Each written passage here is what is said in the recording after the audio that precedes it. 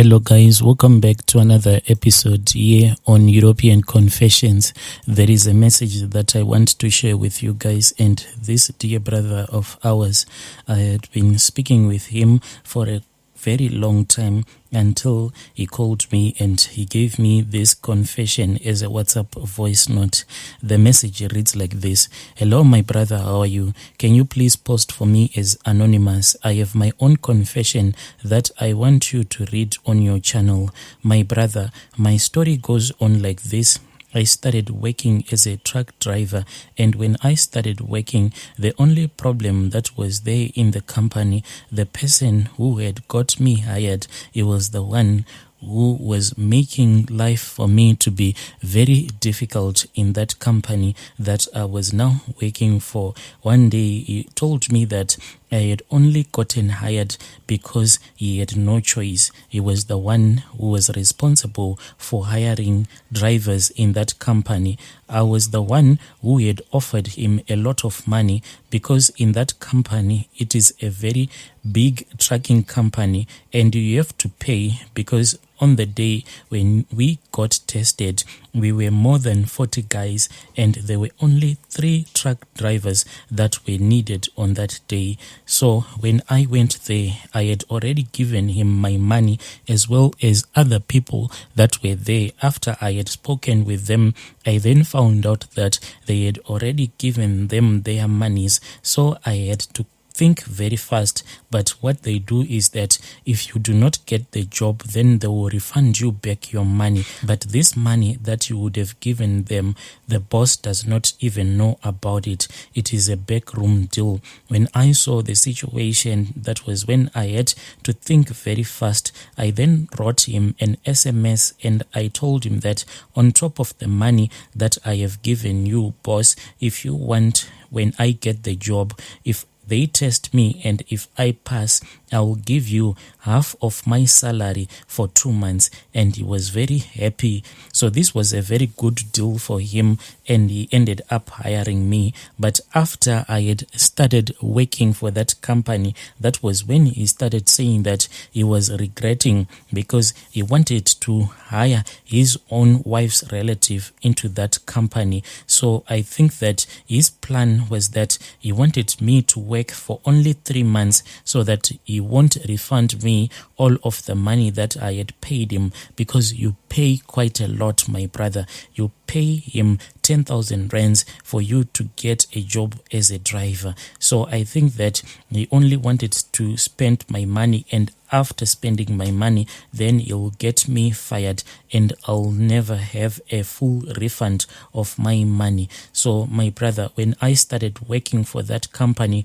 my boss and the other controllers, they really loved me because I am a very hard worker. So each and every time when you would try to create some problems for me so that the boss can fire me, the boss will just get angry at me and everything will return back to normal. Then the boss, as a punishment, will give me another load. That is how I became the only cross-border truck driver in that company. I continued working, but each and every time that I'll be at the workshop, me and him, we were always fighting and we had to insult each other all the times.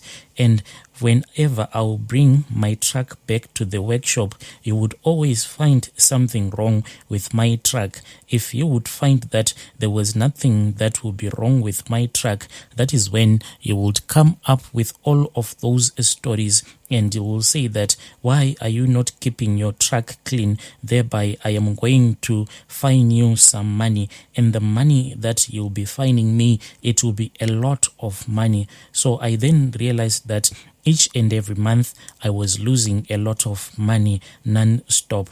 That was when I said, enough is enough. If we are going to fight, I cannot fight you because you are in your own country and I am not in my country. So I cannot fight with you the physical way, but I wanted to fight with him according to the African way.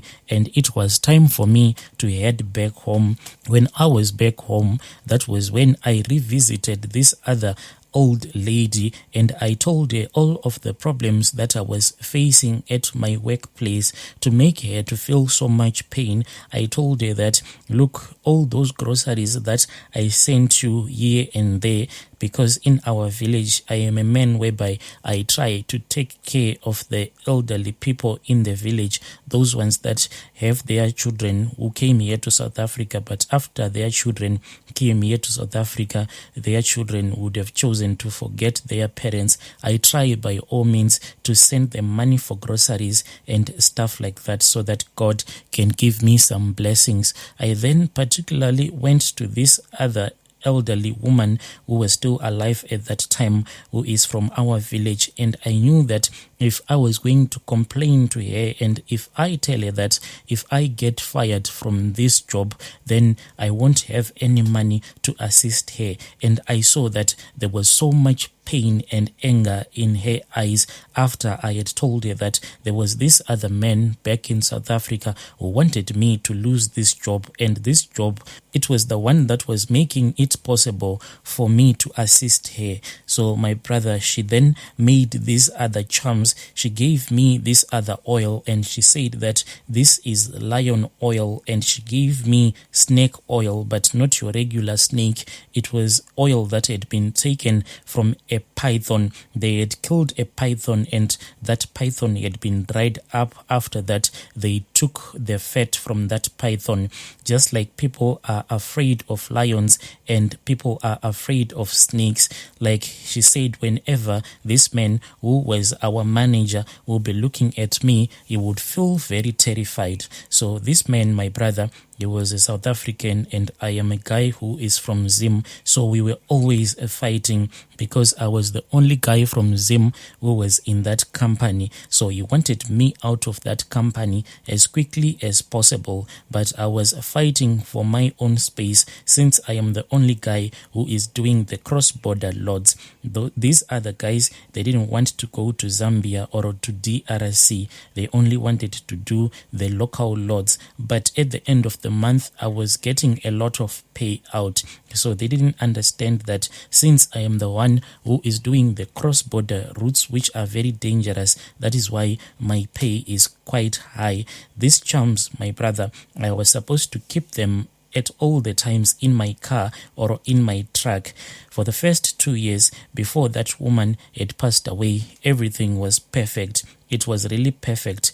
I was living a stress-free life. Whenever I'll be at the workshop, people will be running around and they'll be scared of me as if I was the boss. Even my boss, my brother, a lot of people knows that there is this type of white guys, those ones that own the farms. You know what their attitudes are towards us black people. But what surprised me is that when I started using these charms, I saw that the charms really worked on my boss, and towards me, his heart became so soft. Like each and every time when I will be at the workshop, he calls me into his office and will be asking me a lot of nonsense questions, just general stories, and joking with me. He has never insulted me again. After I had started using those charms that I had gotten from Zim in my village, then it happened that my child, who was in boarding school there in Zim, one day I then received a phone call that my child had suddenly collapsed. They called me. When I received the news that my son had fallen sick, I quickly rushed back home. But when I rushed back home, when I saw my son, it was as if he had never fallen sick. Then he started speaking with me. When I had taken him out, I just said, let me go and buy you some ice cream, my son, because I just wanted to comfort him. As we were walking, my brother, that was when he said, Daddy, I saw you, and when I saw you, Daddy, you picked me up, and I saw that you were traveling with a coffin. This coffin is inside your truck. I was really shocked, my brother, at everything that my son was telling me. He then said that when he was looking at that coffin after I had picked him up, that was when the coffin door opened itself, and out of that coffin came out two short men. They were more like those dwarves, and when they came out of the coffin, then blood started flowing out of the coffin. So my son said that when he saw that there was blood that was overflowing coming out of the coffin, then he started walking, tracing, wanted to see where this blood was coming from. That was when my son said that he saw me, his father, digging a trench, and I was busy as if I was killing my own relatives one by one. And after I would have killed them, then I would throw them into that trench. So that is the blood that he had seen overflowing in that coffin, because I was killing all of my relatives. My son was really scared when he told me this story. He only said that, I saw you were standing on top of a big pile after you had murdered your relatives, and the blood was the one that was being collected by those short boys that I had seen coming out of that coffin. My brother, that story that my son told me, it has shocked me even up until today. When I am driving, I just feel uneasy, as if there is something that will be with me in the truck. And worst of all, my brother, I am a man who is always on the road. I try by all means to avoid traveling at night, but I cannot do so because I am always chasing the Lords.